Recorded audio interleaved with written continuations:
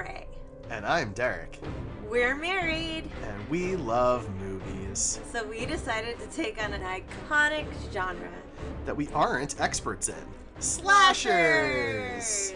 Join us every other week as we dive into horror. This is Lovin' Slashers. Hey out there. Welcome back to another episode of Lovin' Slashers. I'm Rae. And I'm Derek. Yeah, and Woo. We are back after a 4-month hiatus. That's the crowd, our giant audience. Yeah, do it again. Good job, giant audience. Yeah. Aren't you wonderful? Yeah, we love you all. The applause sign and that whole jazz. Now, if you don't remember, what we do here is we watch slasher films, mainly the big three, Halloween, Friday the 13th, and Nightmare on Elm Street franchises. We watch them one at a time, review, and then we move on to the corresponding number in the next franchise. Now we're at number 4, and this time we're talking about Nightmare on Elm Street 4 Dream Master. Yeah, big episode 13 of the show. Whoa! Now, let's just be honest. This has got to be, like, some of the best naming conventions for subtitles. You know, it's...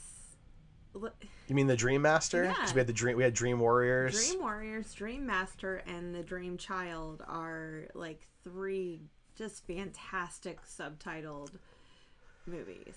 It's definitely a turn in the right direction after Freddy's Revenge, which, when we talked about that, I talked about how the title of that movie bothers me a lot. Oh, yeah. Because his revenge is really in the first movie. His first movie is The Revenge. But you get hung up on semantics a lot like that. No, never. Yes. I don't even know the meaning of the word. I can look it up for you. Okay, all right. Anyway, yeah, these 3, like, as far as sequels go, as far as secondary titles, I gotta say, like, they're really being fun with it and creative, and there's so many that just aren't. Like, so many sequels are, like, just numbers for one, and then it's, like, you know, returns, and so I'm good with this. I'm good with the having fun part. That's fair. No, I like the name. The name is totally fine. I mean, Dream Warriors was pretty good. We really like Dream Warriors. Yeah, it was definitely one of the better films that we watched. Dream Master is not as good as Dream Warriors, but it's definitely not at the bottom of my list. Well, and not for the lack of trying. I think the concept is really solid, and they were doing a pretty good job. Mm-hmm. I think part of the difficulty is, so you lose Patricia Arquette. Yeah, she got some better roles, and she loved being with the Nightmare on Elm Street cast, but when they asked her back, Patricia was like, I really want to do some other stuff. I don't want to just stick with horror. So she passed on the role.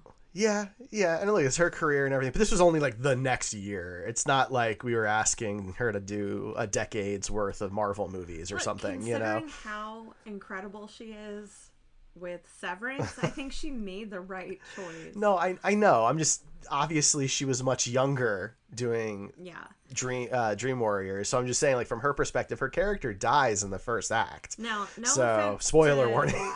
No offense to Tuesday Night, but she is not Patricia Arquette as far as acting goes, and her choices as an actress definitely leave something to be desired.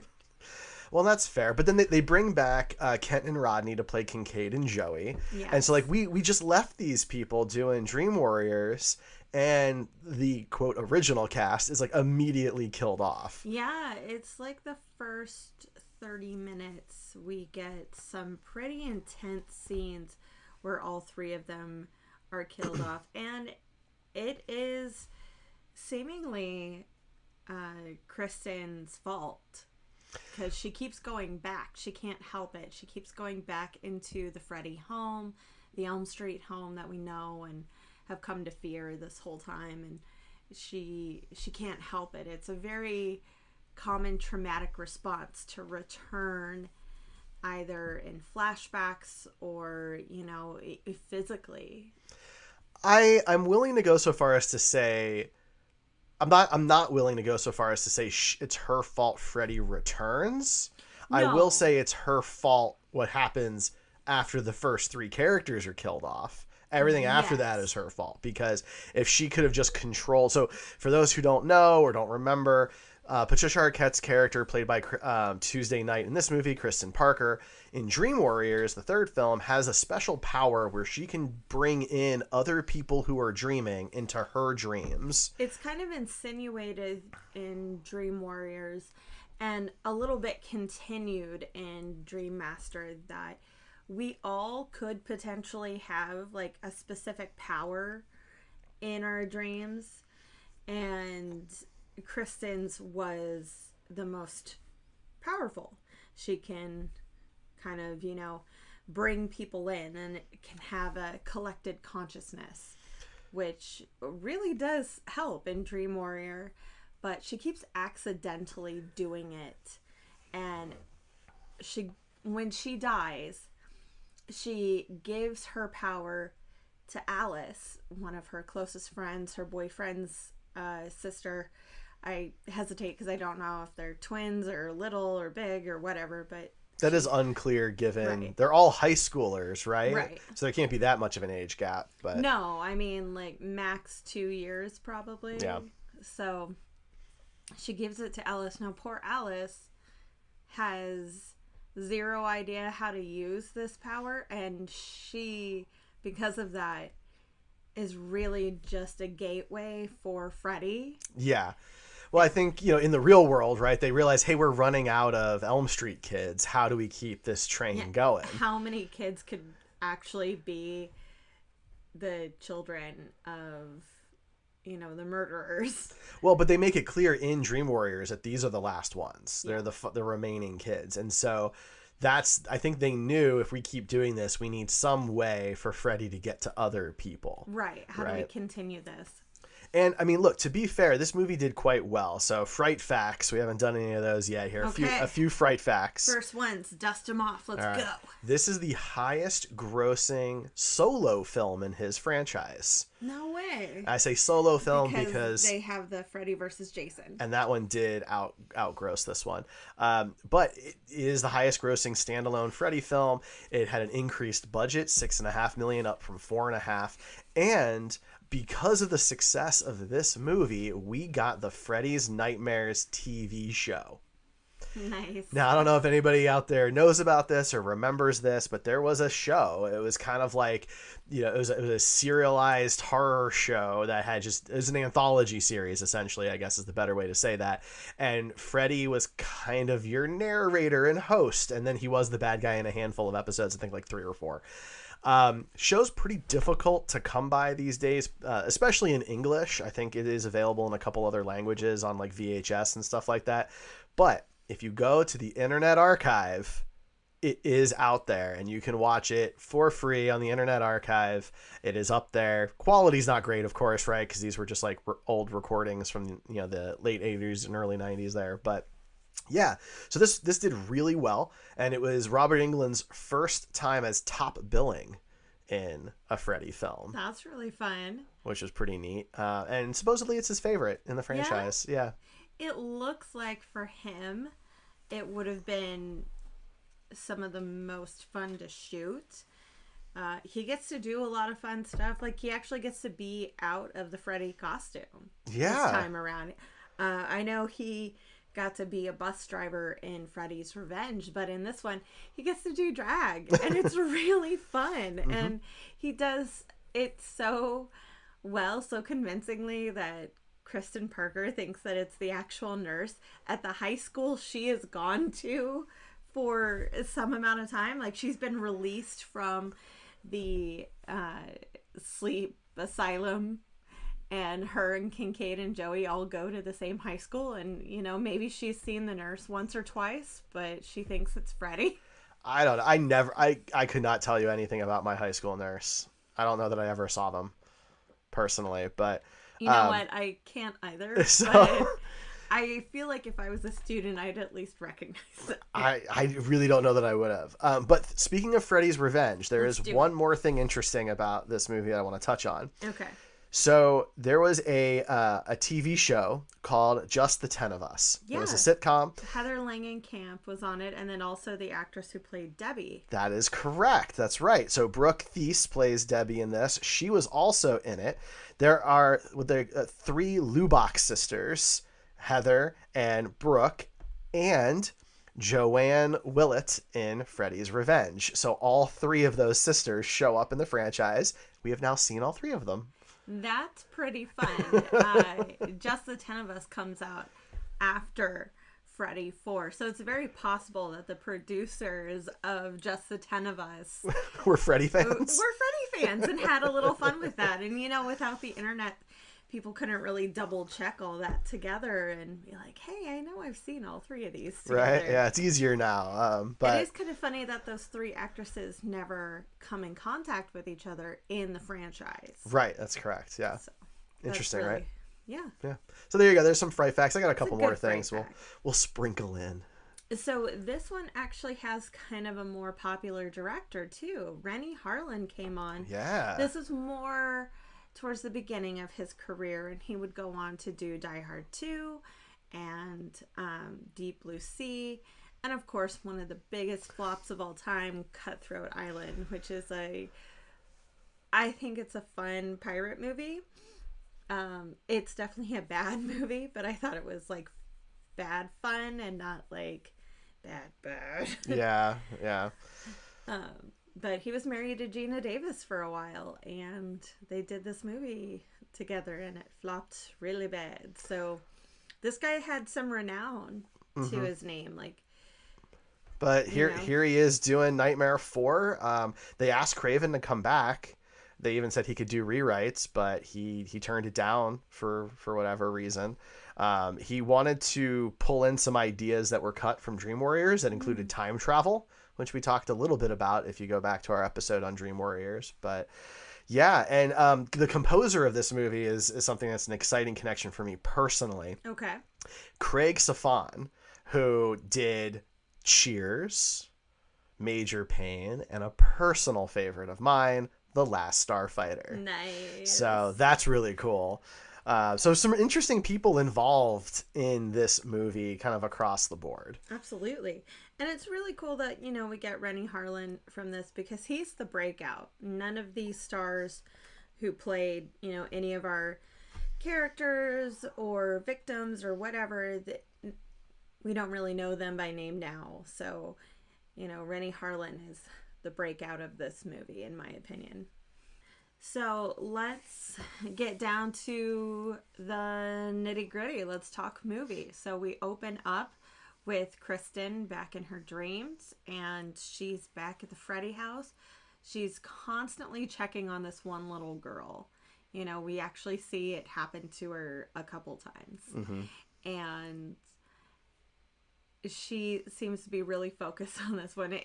It does seem to be a theme throughout the movies where an older teenage woman cares for a younger kid. Like they're concerned about a younger girl actually at the Elm Street house, or in the boiler.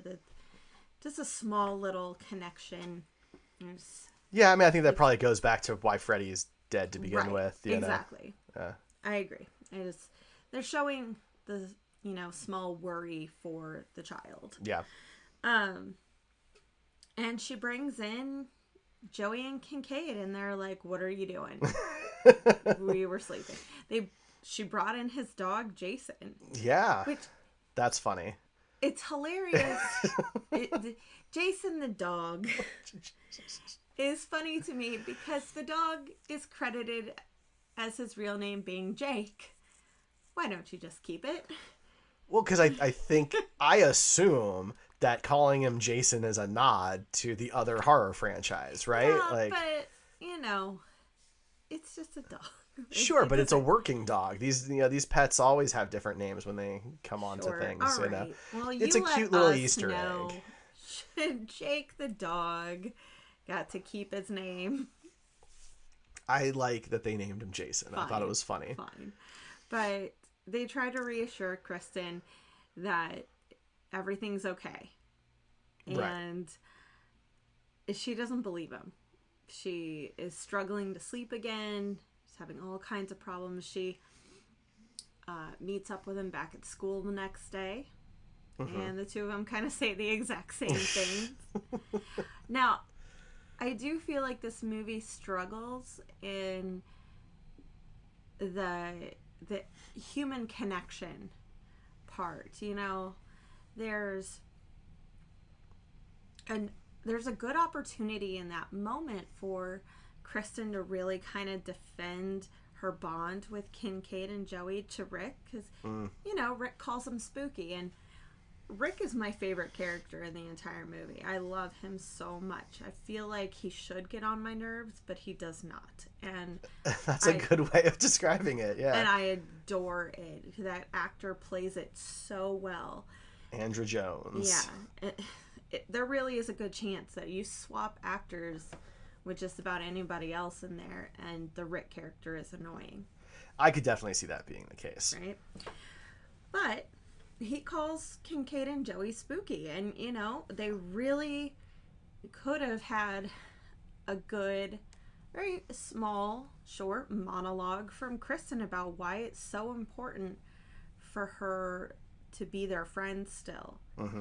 And I don't even like the idea that her new group is so detached from Kincaid and Joey. I think it would have been better if, you know, her new little clique also had embraced Joey and Kincaid as well, and they were concerned when they didn't show up to school the next day, and you know, they were also concerned when the three of them would like go off and talk, because I mean, it felt like they really just wanted a clean break from Dream Warriors. Like, you had all these characters survive. We're not going to just like skip that they existed, or, you know, but the actors who play Kincaid and Joey, Ken Sajos and Rodney Eastman, they actually thought they would have bigger roles. They were pretty disappointed when they found out they die in the first act, basically. And so, you know, maybe killing off Kristen, you know, they designed that because Patricia Arquette did not return. Maybe if she had returned, those roles would have been bigger. I don't really know. I do know that the whole movie was written in a week because of the writer's strike. Well, I also know that Alice Johnson, her character, she was put up as the final girl from the very beginning. The thing about Nightmare on Elm Street is we've never had a repeat final girl. Yeah.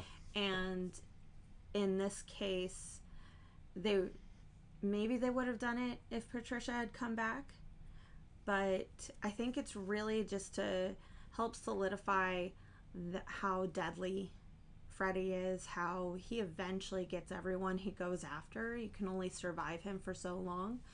But I really loved how this was a whole group of friends, especially since in the last one we saw that the more you work together, the more likely you will be to defeat Freddy. It is very clear in all these movies that these killers pick them off one at a time.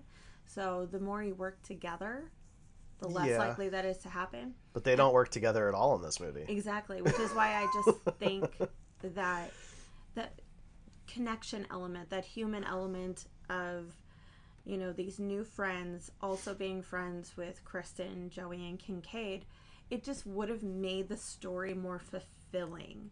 Their deaths would have been, each death would have been a little bit sadder, a little bit scarier, and instead they just went for grotesque.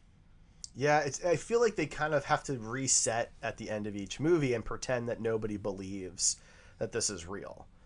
Right? Because, like, you now have 3 survivors who are trying to tell their story and nobody believes them. Yeah. And you almost need that to be the case, because if everybody believes it, then I think they all just kind of gang up on Freddy. You have a school of 100 people and they all have special superpowers in their dreams and Freddy can't do anything. To a certain degree, yeah. But at this point, like, so many teenagers have died, where their address said Elm Street at the end, where their high school was the same high school that these all go to. And, you know, at this point, it feels like when people deny major things happening, you know, there's a lot of death. It is a lot of death. And it raises some interesting questions because, so Rick and Alice's dad kind of alludes to knowing what is going on. And maybe but that's why he's kind of zoned out on pills and booze. I mean, it certainly could be. I mean, that's what, happened to Nancy's dad and Kristen's mom. Right. Yeah. So I mean, now she's we'll a pretty big villain herself, frankly. Yeah. Like, Rick and Alice's dad's a jackass, but yeah, he's clearly not a good dad. He's neglectful. He is rude with his words. He's very emotionally abusive to Alice. See, I guess that's my problem, because the movie has a lot of subtext, but it could have been a deeper, serious movie, which would have given us like some real psychological horror instead of just, some gore. Yeah, I just don't think that's what the franchise ever wanted to be. I know. It could have been ahead of its time. Like, there's emotional trauma for why Alice covers her mirror and refuses to look at herself. Like, that, and that could have been explored in a very, scary way. You have this serial killer who comes at you through your dreams. He sees everything, your insecurities and your, what truly scares you.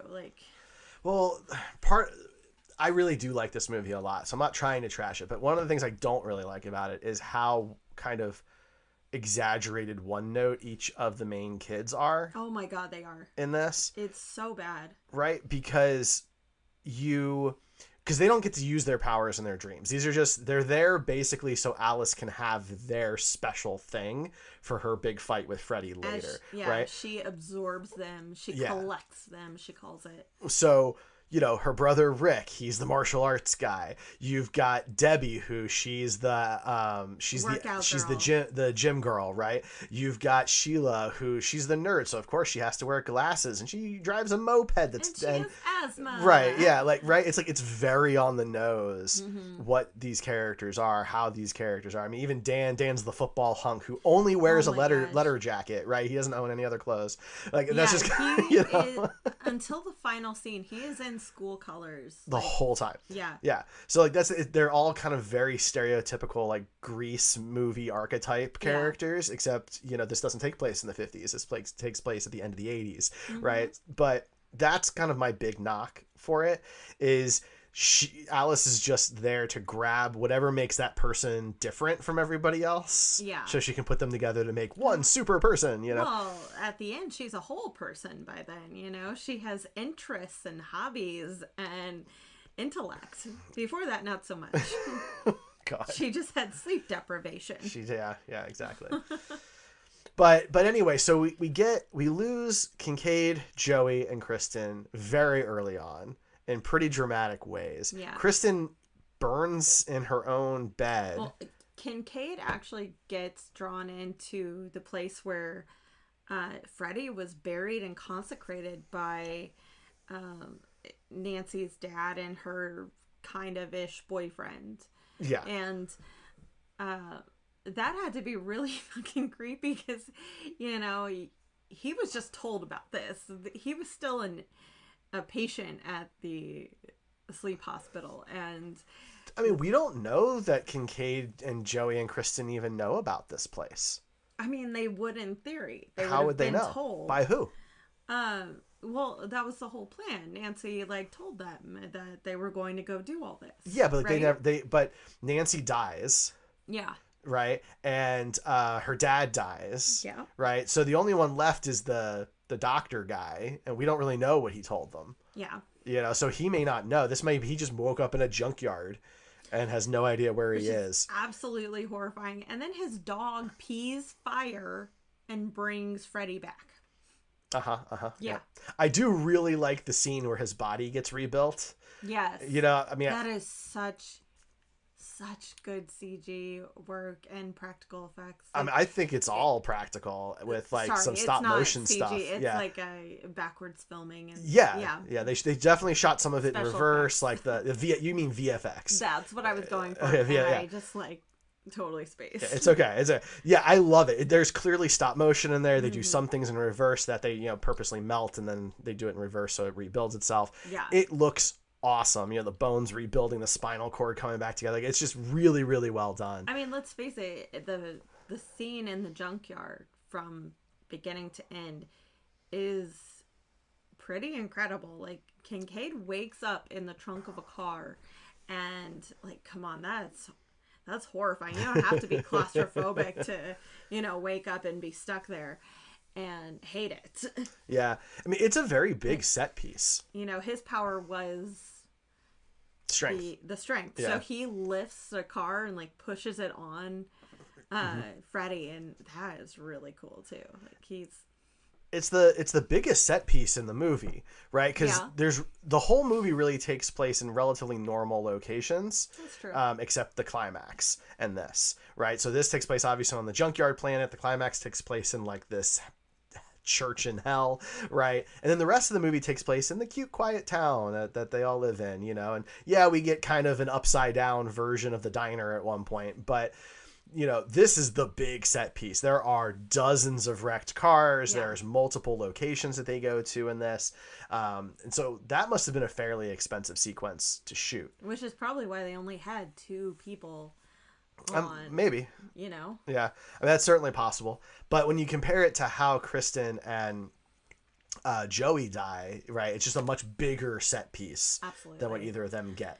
So Kincaid is stabbed in his dream, and instead of being stabbed in real life the way that our very first victim in the first Freddy movie is just covered in blood, he has a heart attack as like a 17, 18-year-old. I think so, yeah. Yeah. Joey dies both ways. He drowns in both his dream and in real life, and how this happens is just ridiculous. His doesn't make sense. I hate it so much because once again boobs bring Joey down.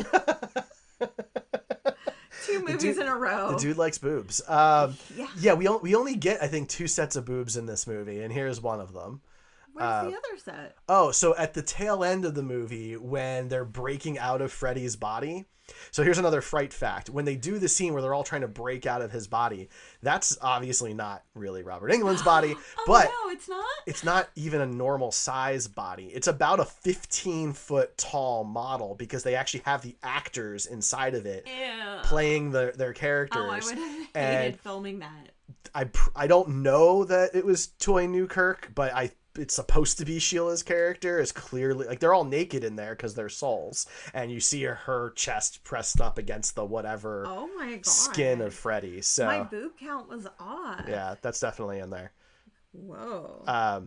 But anyway, I have no problem with the dream sequence for Joey. I think it's a very creative way to do this, right? He's got the poster up on the wall of this like hot chick. She shows up inside his waterbed, very 80s. You don't see those anymore, right? And, Freddy pops out through the waterbed and kills him. And so we see like the waterbed's ripped apart. There's just bloody water, right? And then they cut back to the real world and his mother finds him trapped inside the waterbed. Which, like that is not a legitimate thing that could ever happen. You break a waterbed, you don't sew it back up, and you don't get inside and close yourself in. Like, no. But even in Freddy's world, like the one of the main reasons Freddy's Revenge, the second movie, is so slammed on, even by Craven, is that Freddy is not supposed to really be able to do anything in the waking world on his own. Right. So the whole point of that movie is I forget the guy's name, but he uses that main character as almost like a marionette puppet of his own to to do those actions, right? In this, how does he get Joey inside of the real world waterbed? Yeah. Right? And there's a bit earlier where like you see Freddy's claw marks on the lockers when they're walking down the hallway. And I let that go because that felt more like a fourth wall break. Like it's part of like it's part of the production. It's not part of the actual story. Nobody in the movie can see it, but we can. This is obviously beyond that. And there's no explanation for it in universe for how Joey gets inside the waterbed. Yeah, I completely agree. But that would just be horrific to find, like a person trapped in. Oof. Yeah. Oof. And then poor Kristen being drugged by her mom. Her mom is awful in both movies. Right. Her mom did not learn her lesson after the first time. Like, at least she's got to believe that, oh, right, I was part of that mob that killed that guy. Like, my bad. But she still is in denial about all this because she talked about, well, we talked this through in therapy. Like, so she clearly doesn't believe that this is real. Right. So, like, at that point, like, if your own mom doesn't believe it after everything you've been through, I mean. I can imagine, like, hiding my daughter's, like, aspirin or something in some food, but like I can't imagine just full out drugging my kid. Like, not a teenager. I mean, you're talking like hiding like cold medicine in a toddler's, food so they'll take it because, they're a toddler. This is a teenager. She's got to be 16, 17. She's almost an adult. Yeah. Right. And you're literally drugging her into a state that clearly freaks her out. And this time, the dream death is very similar to the real death. There's not like a huge difference between the two. She's burned alive in her dream. She's burned alive in her own bed. But again, where does the fire come from in the real world, right? Yeah. Like there's some lines that are kind of being blurred in this one that are not blurred in 1 and 3. So it's a little confusing. Agreed. But absolutely. But she brings Alice in. And for some reason, Alice gets soaking wet from the boiler room. It, like, all of a sudden there's this waterfall of rain, and Rennie Harlan was like, no, just walk through it. It makes sense. And Kristen gives Alice her power. On purpose. Yeah. Yeah, she does that on purpose, which is kind of crazy. She's like, you're gonna need this. Yeah. And she doesn't, actually. Alice never learns how to use it properly, and she just feeds victims to Freddy. Like I said already. Which is why, like, if Kristen just dies and doesn't give Alice the powers, maybe Alice dies. And then that's it. It's over. Right? Everybody else lives. Instead... because theoretically, Freddy would have lived out what his second purpose was. What his continued purpose as a demon. Even if he continued to exist, he can't contact anybody else's dreams. Right. He can only go into the dreams of the kids of the parents who killed him. That's it. He's finished that job. So even if he still exists as a demon, his powers are basically useless. Yeah. Right? So he only gets to continue because of what Kristen does. Yeah, absolutely. Which, is just kind of a crazy mechanism for keeping the story going. But yeah, so then, Alice has all these powers and can just bring people into her dreams now whenever Freddy asks. And she does. She brings in Sheila at the test the very next day.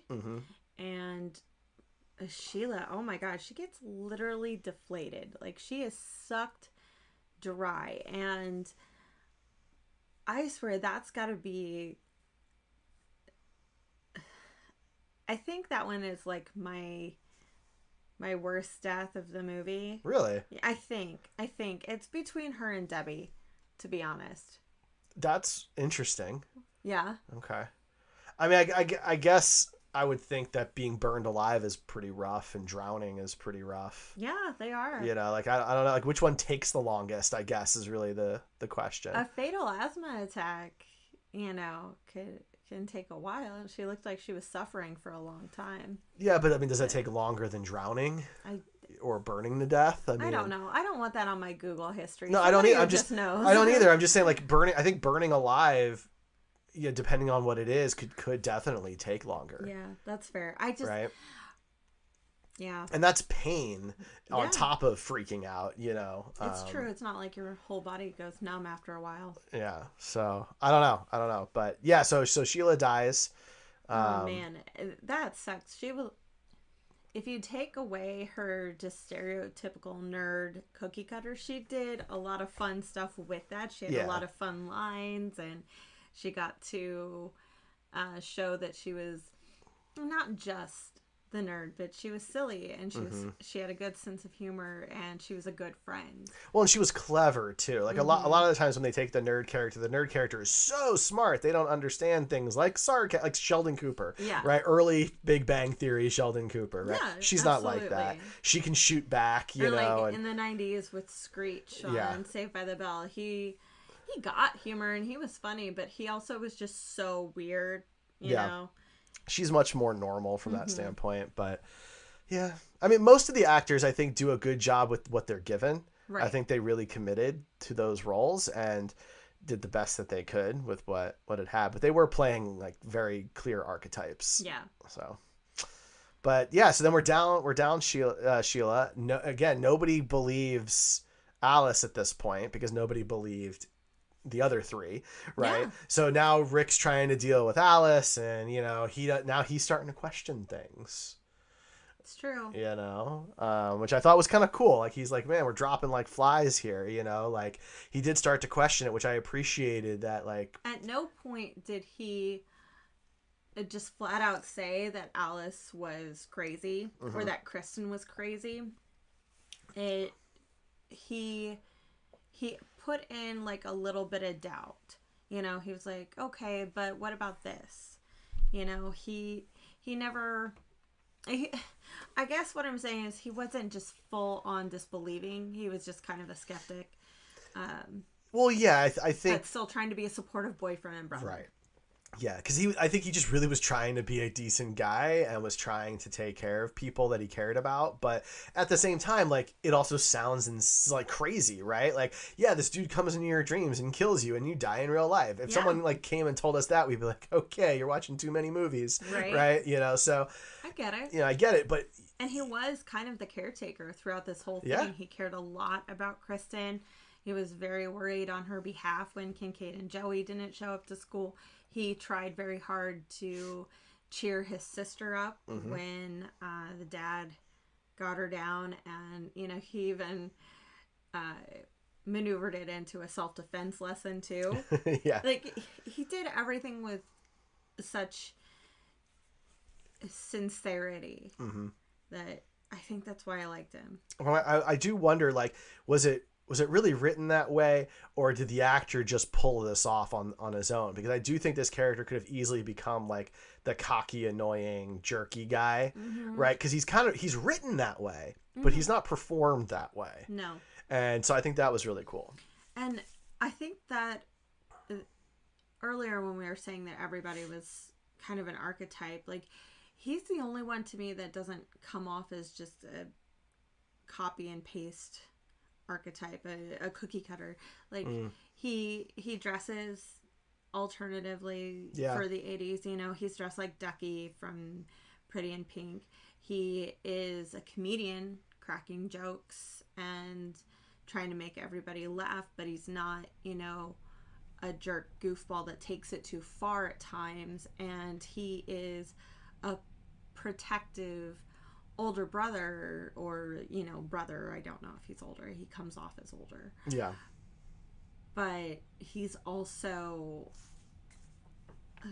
trying to be a good son at the same time. You know, he sneaks out of the, you know, his bedroom window to avoid his dad, and then when his dad catches him, he tries to make his dad laugh. Yeah. Well, because I think he's just trying to avoid a fight. He's not trying to like hide, right? He's just trying to avoid a problem, but he's doing it while being, I guess, you know, just this jovial, silly. Like, you can avoid fights. Yeah. Alice avoids fights by just keeping it all in. You know, we see her have some daydreams or she just doesn't express herself. Well, that's a big part of the movie, I guess we haven't really talked about, is she does do these daydreams. Yeah. right? And they're usually pretty big. They're like cut scenes essentially that you get like in modern, comedy type stuff, like Family Guy and things like that. And she'll imagine like a romantic experience. So she'll imagine like blowing up at her dad, and then after Rick dies, she daydreams that he's actually still alive, and he had just come up with some plan or whatever, and so it's that ties into, I think, the whole idea of the Dream Master, that she can kind of control. She can control her daydreaming. She can control, a dream in general, right? And so she can kind of take on Freddy, I think, is the idea. I don't know that they connected the dots super well, but I think that was the idea. Yeah. Agreed. Yeah. So, but Rick does die. He does. He puts up a decent fight. He fights Freddy a bit. Yeah, so Rick's death, I don't know if you have this down for the Fright Facts, but he was originally slated to die in the elevator, which is why we get the weird scene from toilet to elevator to dojo. I gotta, so he falls asleep on the toilet in the gym, and then, all these cheerleaders come in. That must have been weird to shoot. Right? That must have been very strange to shoot. But, yeah, I mean, and his sister.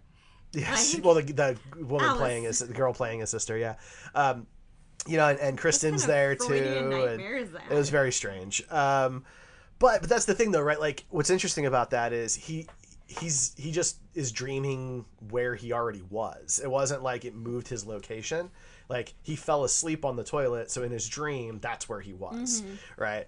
And there were even talks about having his character survive the movie.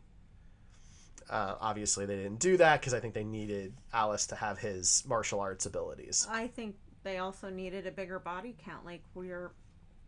To be honest, 6 is kind of low for these movies. Well, maybe they would have swapped Rick and Dan. Dan was... Maybe. Dan is very milquetoast. Right? He's a good dude, right?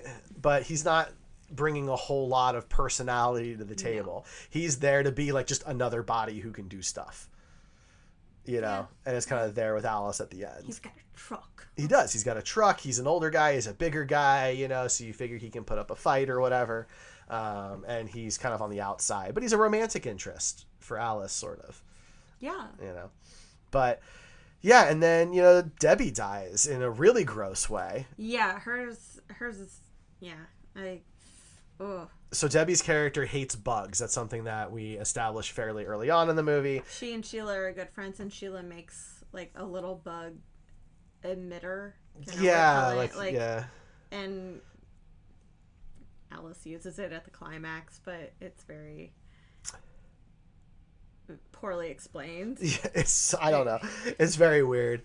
But yeah, Sheila was just trying to be a good friend. Yeah, she was trying to be helpful. But Debbie gets turned into a cockroach. Oh. Fun fright fact, Brooke Thies, who is Debbie, she's inside the roach suit. No way! She had a wonderful time filming all of that. She thought it was super fun and different, and she really wanted to be as involved as they would let her. That's really cool, because that is definitely a move that... hey, we hired this stunt double. They're going to be inside of it. No big deal. Mm-hmm. Yeah, you would think so, right? Because, it's a weird scene. It's shot in a weird way. You're wearing very big, heavy prosthetics, but that's all her. She's in there. That's great. Yeah, so I appreciate that. Good for her. Yeah, her body slowly and very painfully transforms. Her human self is almost like an exoskeleton that gets broken off piece by piece. Yeah, it's pretty gross. It is. That's a pretty gross scene. I will say, I put in my what the fuck moments. Why is there so much goo? It's a very gooey movie. Well, in her scene, it's because she's in a roach motel. Exactly. It's the glue. It's the adhesive from the roach motel. Disgusting. And then, she's also gooey from... Yeah.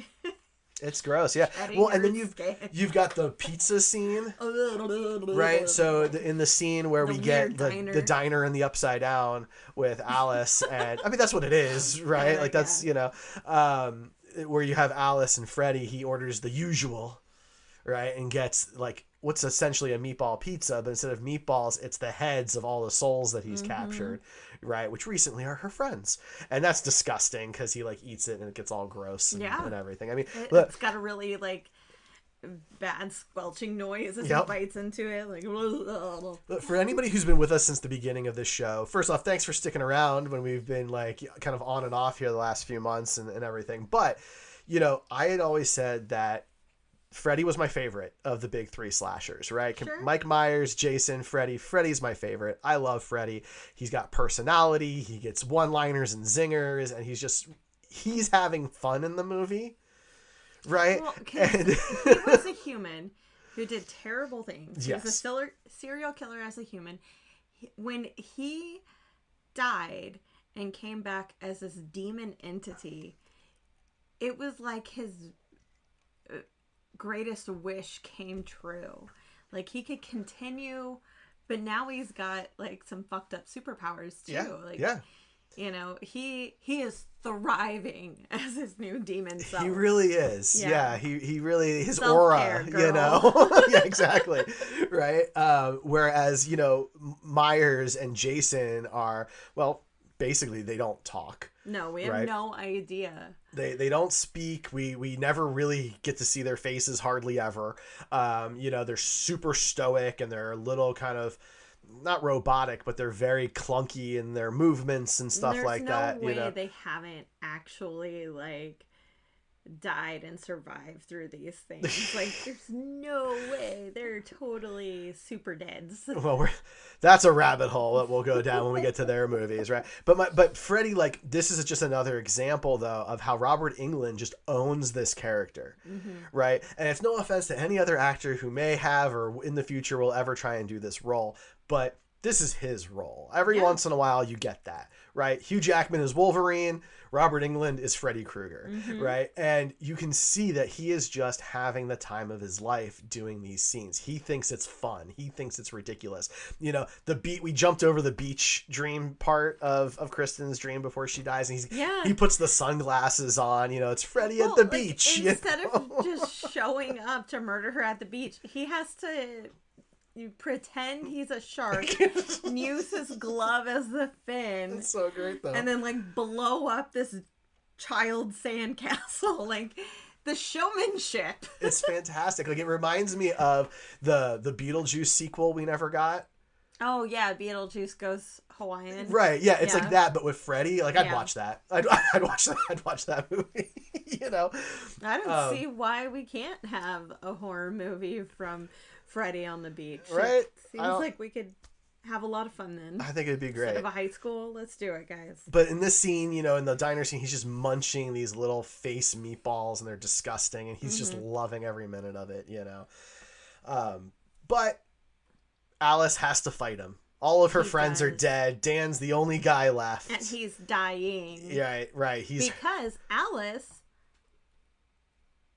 hits this like hallucination Freddy with Dan's truck, and he gets seriously injured. And then she's like telling the EMTs, no, don't give him anything to sedate him. Like, well, girl, I get why she does it, but she didn't have to go crash the truck. If she doesn't crash the truck, she thought she was running over Freddy. Yeah, still a dumb move.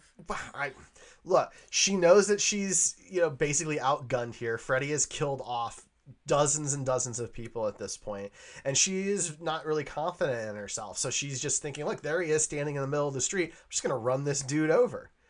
I get it. It's in a dream. She doesn't really have a full understanding of what's happening. Well, she, and only she, is responsible for Dan's injuries. Freddy is responsible for Dan's injuries. Alice is just trying to kill him. Yes. No. Okay, if that's the line of thought that we're going with, that's the line of thought I'm going with. Everybody who dies in this movie after Kincaid and Joey is Kristen's fault. Yeah, you've already said that. Then she's the villain. That was she's your the thesis but at she's the the very real beginning. villain. Then she's the real villain. That makes it Kristen's mom an even bigger villain. God, she's the mega villain. All right, well, anyway, yeah, Freddy catches Dan and Alice in a time loop, which was really cool. That was fun, because I remember when we first watched the movie, you thought something was wrong with the movie. Yeah, so we went out and bought all of the big three that we plan to cover, the minimum of. And if you're a child of the 90s who has dealt with the inconsistencies of DVDs and VHSs, you consider skipping like that to be a problem. Yeah, I thought there was a problem. Now, in this case, it happens to be we own these on Blu-ray, but I thought there was a problem with the disc. There wasn't. Everything's cool, right? They're caught in this little time loop. That's great. But now she has to go fight Freddy, and they fight in this kind of big church in hell. Yeah. There's some fight scenes. There's clearly, and we get this a little bit earlier too, there's some bad body doubling of the stunt doubles. You know, like when she's doing the nunchuck scene, it's clearly not her from behind. In this, she's doing some flipping and stuff that's clearly not her. I you know, Robert Englund's like just trying to like be there in the scene, but he's not doing any ridiculous like martial arts stuff, so that's kind of a funny dynamic. Yeah, he's just kind of watching it like, what the fuck, right? And then she's just wailing on him, and he just keeps laughing, which has got to be infuriating. Oh my god, like to have your anger released in such a way where you think you're doing damage, and then to just get laughed at, like, God, that is a huge way to show that you are not going to be taken seriously. That you're not doing anything. No. But she finally does a little bit of damage using the little bug zapper device. No real explanation on how she's able to bring it into the dream. I just assume that if she can bring people, she can bring the things. Inanimate objects? Well, the things on her person. She does put it in her pocket. No, that's true. So... That's true. So she just comes in with whatever she's got on her, so like a bazooka or, you know. I mean, if she had one, we could see that. Okay. So she zaps him. Doesn't really work. We get to see his heart, and then he's fine. Yeah, and then he's fine. So throughout the movie, she's reciting this poem, nursery rhyme type thing about the Dream Master. Yeah, so it's a take on the Lord's, or not the Lord's Prayer, excuse me, the common Christian bedtime prayer kind of things. Now I lay me down to sleep, and we've seen from Sandman. Yeah, we've seen many takes on it. My mom even changed the words when I was a kid because it is a little dark, but she changed it. She said her mom changed it to the Dream Master poem. Right. And something in there about like in the mind's eye or whatever makes her think that if Freddy sees his reflection, that'll somehow work. And that then begs the question, has Freddy not seen himself since he died? I feel like there's a little bit more to it than that. I feel like since she has collected all these powers, maybe she's a bit more powerful. And maybe it's not just like because he sees his reflection, but also because he sees it in this... In a church? In this scenario where, you know, they've talked about them being the gatekeepers too. And yeah, I think it's a perfect storm of everything, but I also think it's weak. And that's the reason why she kind of sees his reflection at the end. Yeah, that's fair. So yeah, so he's kind of basically starts to fall apart as the souls inside of him try and break out. And all these little arms come out of him and start trying to punch himself in the face, and you know. That scene was really like good body horror comes from these Freddy movies, and that scene is good because it's not like just all of a sudden you grow extra limbs. Like he has the souls inside like fight their way out, and it's just, you know, a hand from the back of his head and two from his back and a few from his fronts, and like they're just grasping onto things, and he's like this weird prisoner of his own flesh, and it is really well done. Like the stuff with Freddy is usually really well done. Yeah, all the practical effects and the animatronics and everything that they come up with looks spectacular in these movies. There is no effect that happens where I'm like, man, that didn't age well. They all look great. The only one that looks a little out of place even now is the dog peeing fire. And something tells me it looked out of place back then too. At no point they were like, "Yeah, that. I see it. That makes sense." It all just looks just so great. And then they have the scene where they're trying to push out of the body, and I explained that a little bit earlier. Mm-hmm. And I think that just looks super creepy and good. Yeah. I guess when the souls finally burst out and the floating heads go by with that VFX, maybe that doesn't look so great now. But that wasn't practical, right? Like everything practical looks really Alex. Good. Thank you, Alex. Thank you. And then that's it. That's the end of the movie. So she's now the Dream Master. Freddy is gone again, and all of her friends are dead. So and Dan is like totally in love with her. Like he's not dating that 35-year-old woman again. And she was a high schooler. Yeah. So am I. Look. If Tom Welling got to play a high schooler in Smallville, I'm just saying, that's what we do here. We take 28-year-olds and we make them play 16-year-olds. That's just so they can have nude scenes sometimes. And can work extended hours. But yeah, so she sees Freddy's reflection in the fountain. Yeah. Right, for a brief moment, of course, because he'll be back. Right, because of course he'll be back. Why wouldn't he be back? And this was like the first time where they wrote the movie with an intended setup for a sequel. They wanted it to... Really? Yeah. I don't think I knew that. The others, the first one they didn't really know. The second, the third, they don't really all connect entirely. They bring some pieces back and forth to make them connect, but they wrote this one with an intention of having the fifth one start filming like pretty soon after. So interesting. Alice and Dan come back for it. Now my deep dive. Are you ready? Okay. So that scene right before Alice falls asleep in class and Rick dies, you have a professor conveniently talking about dreams. Right. And he does talk about Aristotle's on dreams. Aristotle was kind of obsessed with dreams and wondered why we even have them. And he concluded that we have dreams because our bodies are meant to be in some sort of motion. They're meant to have some sort of sensory intake. And when we're asleep, they're not getting any of that. Mm-hmm. So it is an internal way of taking in the things around us. Now, don't know, I'm not a philosopher, so how you come to your own conclusions about that. But there's also another thing they talk about with the negative and positive dream gates. Right. That has nothing to do with Aristotle, but it is Greek in nature. It was mentioned in the Odyssey by Penelope, and it was also mentioned in the Aeneid. And it was brought up like the gates of horn and ivory. And horn in ancient Greece is, the word for it is very similar to the word fulfill, and the word ivory is very similar to the word deceive. So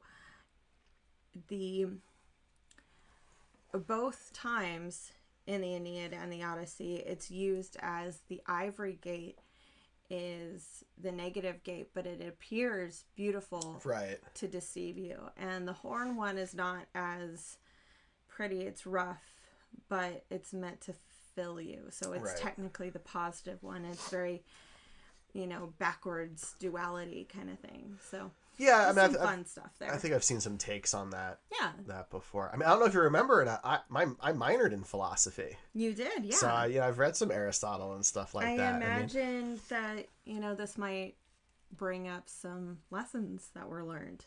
I mean, look, the problem with dreams is that there's been a little bit of time between Aristotle and today, and we still don't really understand them, right? So there's a lot of schools of thought, and you can kind of believe what you want to believe because nobody really knows what the answer is. I kind of subscribe to the more scientific outlook, which is it's your brain trying to file, organize, and process the things that you have in active memory, essentially, from the day or the recent days.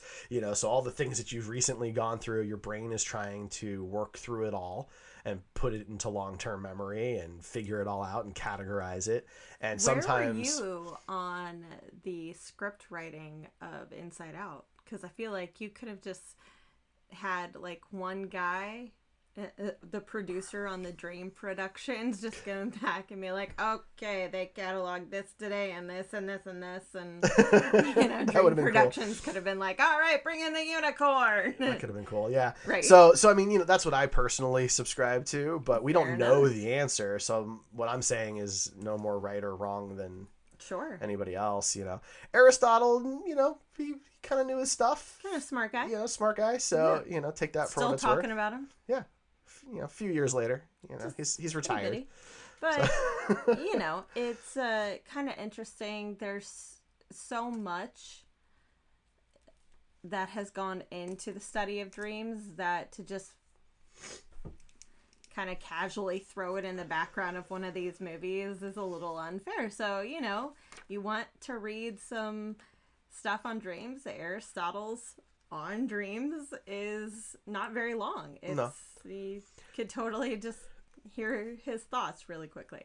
I think the reason they do this in the movie is to better explain why Freddy keeps coming back. Yeah. Because he's the guardian of a gate, right? And he even has a line later in the movie where he's been guarding his gate for a long time. Right? Now, what does that really mean? Well, again, this goes back to philosophy and spirituality and all those types of things. But does that mean before he was the Freddy Krueger human, before that he, had a different lifetime and maybe he was a demon before that too, and he's always been a demon who sometimes comes to Earth? I don't know, right? But somebody has to guard the gate at all times, right? So maybe that's just him, and that's why he can't ever really be destroyed. Yeah. He's eternal, right? And I think is the concept that they're going for there. Yeah. So they had to introduce that because in the first three movies we don't get that at all. He's just a dude who died and doesn't seem to stay dead. They've done other scientific dream throw-ins in the other movies, which I always love about this because none of the other movies get to do that. Well, that's again why I think this is still my favorite of those three franchises. I think there's more going on here. There's more of a story. There's more development. More psychological. You can be more existential. Right. There's more to it than just a guy with a hatchet, or whatever weapon it happens to be in that particular movie, machete, whatever. Sure. Right. Because Freddy Nightmare on Elm Street is very clear about what it is. Your bad guy is supernatural in some way. In what way? Maybe that's up for debate. Maybe we can have different beliefs and opinions on that because of, the world being as complex as it is.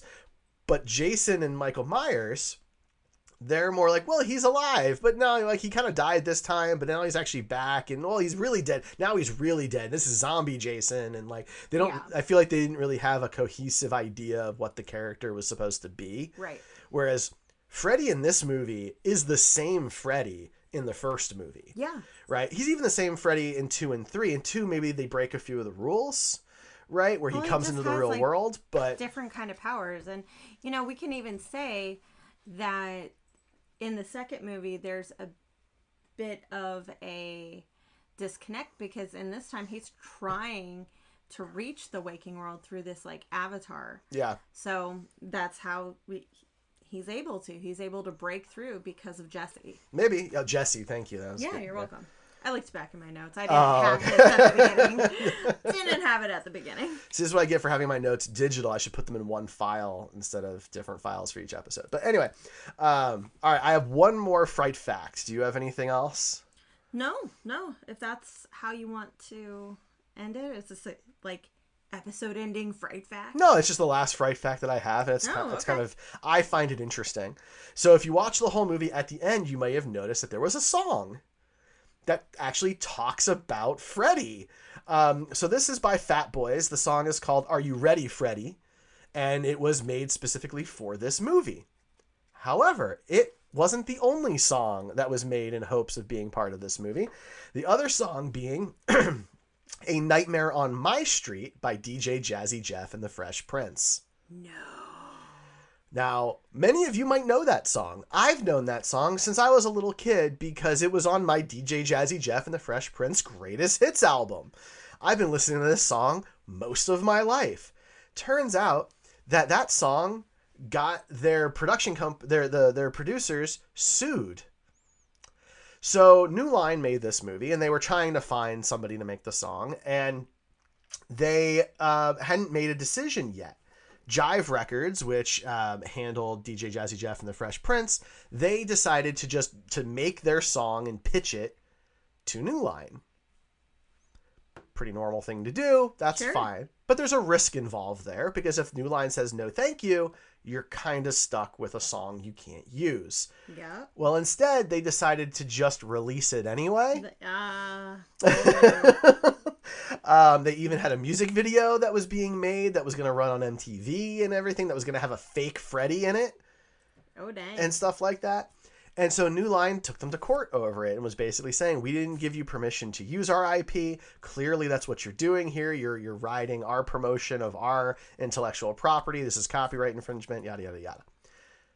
New Line won the lawsuit. The music video was pulled. The song was pulled from a lot of places. It's actually more difficult there was a long time where it was very difficult to get. And they went with Fat Boy's song instead. Okay. So there you go. So I kind of have a fun fact I thought this is where you were going. So Tuesday Night also recorded a song for the soundtrack. Right. And because it was very obvious that she was way more prominent than what the scripted Kristen was written for, it was kind of rumored that she and Rennie Harlan were secretly in an affair. And they both have always denied it, but that usually means that it was a thing. It definitely might have been. Yeah. I'd seen some of that as well. But yeah, so A Nightmare on My Street by DJ Jazzy Jeff and the Fresh Prince. It's out there. It's available. You can stream it. Can we play like 10 seconds of it? I know 20 and we have to pay. I don't know what the rules are there. We'll see. Maybe I'll insert something later. We'll find out. I'd like to hear it. I've never heard it. Oh, okay. Yeah. So I've been listening to it forever. You can stream it. It's available places now. They came to some kind of settlement. I don't really know the details on the settlement, but that's why there are two different songs about Freddy that came out at about the same time. So there you go. That's it. Nightmare on Elm Street 4, The Dream Master. What's next? So next up for us, we return back to the Halloween franchise. So we're going to be talking Halloween 5, which I believe is the return of Michael Myers, The Revenge of Michael Myers, The Revenge of Michael Myers. See, what I said at the beginning, return, revenge. Yeah, it was one of the two, right? So this movie takes place a year after the return of Michael Myers, which was 4. We already covered that. And so there you have it. So that's what we're going to be covering next time on the show for episode 14. Yeah. Thanks for joining us. We'll see you next time. This has been Lovin' Slashers. We are hosted by Rae and Derrick Mayer. And produced by Derrico Studios. The show music is by Levi Kutsky. The show logo is by Derrick Mayer. Find all of our links at loveandslashers.com. Thanks for listening, and keep trying to be that final girl.